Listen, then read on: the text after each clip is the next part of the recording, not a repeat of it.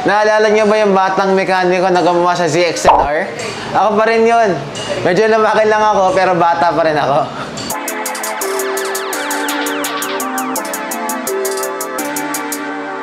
Hi, I'm Matthew Alexander Villeza from AP Moto. Perfect!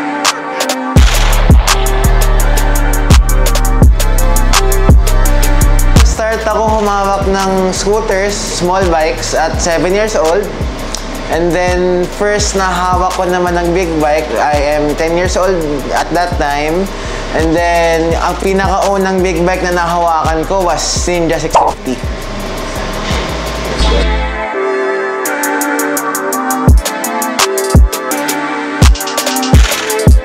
So, I got interested sa motorcycle industry kasi araw-araw kong nakikita yung dad ko na nagmumotor, araw-araw ko rin siya nakita na naggagawa.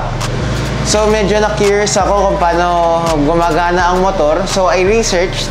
Tapos, luckily, tinuruan din ako ng dad ko. And then, from then on, medyo tuloy-tuloy na.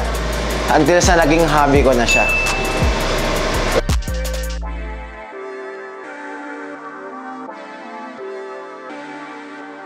Okay, I am currently studying. I'm in grade 10 right now. Tapos naka-homeschool ako. Kaya pag may free time ako, palagi ako nandito sa shop.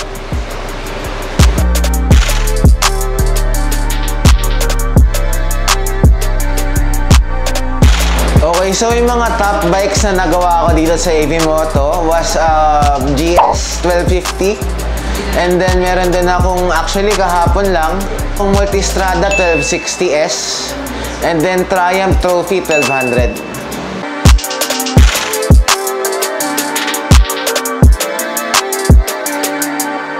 So ang favorite bike na nagawa ko was Ducati V4S. Na-amaze lang kasi ako sa technology ng motor. Sobrang high-tech, pro sensors. Lahat ng gagalawan natin is electronic. And then ang hardest naman na bike na nagawa ko was an Aprilia SRV 850. Pag sa servicean kasi yung suspension nun, kailangan kalasin yung buong front end na fairings.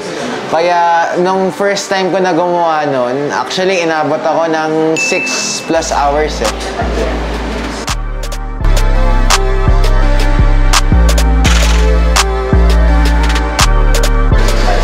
Dream bike.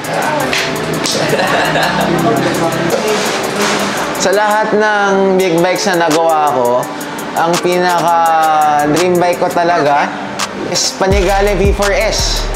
Kasi na-road test ko yun once, grabe yung power delivery, maganda braking, and then suspension, sobrang ganda din.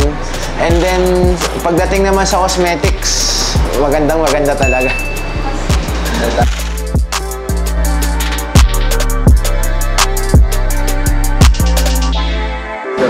Ang dream job ko naman, besides sa pagiging technician dito sa AP Moto, isa rin na kino-consider ko is pagiging aircraft mechanic.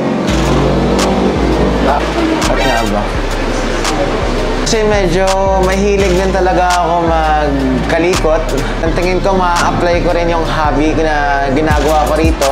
Ma-apply ko din doon.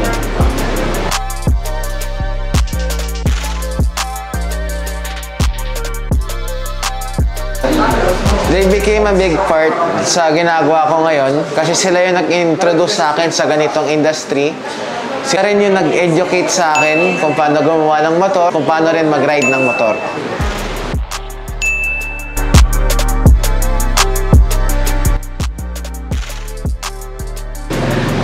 So, ang masasabi ko lang sa kids na same age as me, maging masunurin lang sa magulang, be polite.